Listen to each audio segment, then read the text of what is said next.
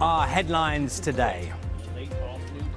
More government resignations. A record 46 have now quit, but Boris Johnson remains defiant, ignoring calls from senior ministers to go. He sacks Levelling Up Secretary Michael Gove, a Downing Street source calling him a snake. In another sign of the Prime Minister's shattered authority, the Attorney General Suella Braverman declares her interest in becoming the Prime Minister. Well, your morning's newspapers now, and they are, of course, dominated by what's going on at the top of the Conservative Party. Let's start with the I-Cabinet coup, is how they see it. Talks there of those ministers resigning and trying to remove Boris Johnson. The Times puts it bluntly: Johnson fights for his life, and a shot of him from PMQs yesterday, apparently fighting. The Telegraph says that a mortally wounded Prime Minister continues to defy those demands for him to go. The Metro, pretty simple, taking off the Tory slogan, "Get exit done, Boris," they say. The Mirror, though, phrases it like this: "Just get exit done." Very close, but not quite the same. Even now, PM refuses to go, the Mirror says. The Financial Times has a shot again of Mr Johnson at PMQs yesterday, saying that he has been rocked by the revolt in his cabinet. The Guardian describes the Prime Minister as desperate, deluded and clinging to power. Now, The Sun has this on its front page: "You'll have to dip your hands in blood to get rid of me," which is a quote from someone close to Mr Johnson about the process that will be needed to be done to get him out of office. The PM's last stand is how the Daily Express see it. And the Mail says that Boris Johnson is staring down the mutiny. And the Daily Star imagines what Mr Johnson may well be saying to himself. "Cripes, my chums say I'm a lying..." OK, that's what the Daily Star has on its front page. Now, if you want to see those front pages again and read for yourself what's on the front page of the Daily Star, scan that QR code. It's going to take you to our website, where you'll find our press review.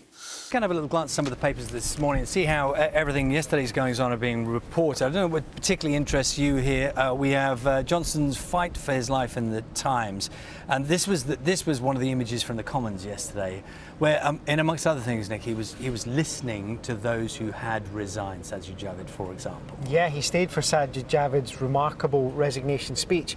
So a lot of this is about Boris Johnson's defiance, but the thing that will worry Number 10 this morning is a couple of lines further down, which is a sign that the Conservative Party is already starting to move on. There is talk down there about who's going to stand to replace Boris Johnson. Times are reporting that Nadhim Zahawi, the new Chancellor, has been working on a campaign, that junior Tory MPs are looking at a new generation candidate. Yeah. That was definitely happening yesterday. The talk is moving in the Conservative Party into who next. OK, and front page Daily Mail, Boris staring down the mutiny.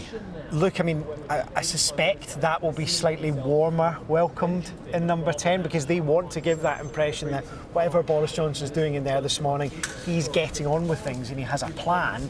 But then you've got something like the Mirror here, which is the other side of things, which is saying he's just got to go. A play on "get Brexit done" there from the Daily Mirror. I suspect, actually, that's the view amongst a lot of Tory MPs this morning, certainly the ones I've been on the phone to so far. Front page of The Guardian, we see the line there: "Desperate, deluded Prime Minister clings to power." I'm curious where these pictures are taken, of course. I'm not sure what a part of the day that was. They've obviously gone for a thoughtful moment. My guess is that that is from the PM's official photographer as he leaves for PMQs. OK, and of course we had that remarkable moment, it's worth dwelling on for a moment, of the Gove sacking, because we know that Michael Gove had been in to see Boris Johnson earlier in the day, and then a phone call. Yeah, and the view of Michael Gove's allies is that he did it privately. He didn't want to make a big scene. But clearly Boris Johnson decided last night that it was disloyal. That remarkable quote from Number 10 last night, calling Mr Gove a snake. Whatever happens over the next 48 hours, whoever remains in there, the sense of anger and division in the Conservative Party is palpable. And those figures that do, at this stage, remain loyal, this picture from the Commons of senior figures who are still with him. This is the paper Boris Johnson reads, the Daily Telegraph. He used to work for them. He reads it every single morning. Two things that will catch his eye as he wakes up and has his cup of coffee and reads the paper. It's ending in disaster, says one of his former backers, Alistair Heath, in his column. And the Telegraph's conclusion is that their old columnist is mortally wounded.